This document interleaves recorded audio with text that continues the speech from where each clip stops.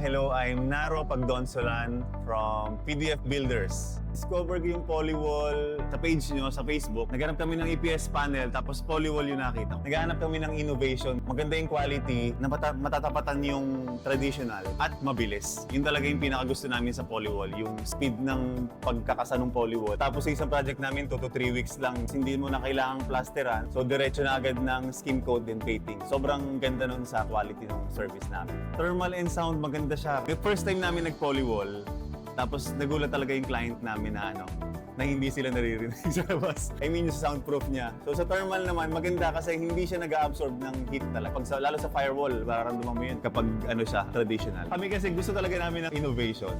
So masasabi ko rin sa iba na gumagamit pa rin ng mga traditional. Okay din naman yun, pero para sa akin, ito na yung trend na meron tayong technology na ginagawa through Polywall para mas maganda yung quality natin at mas mabilis yung gawa natin.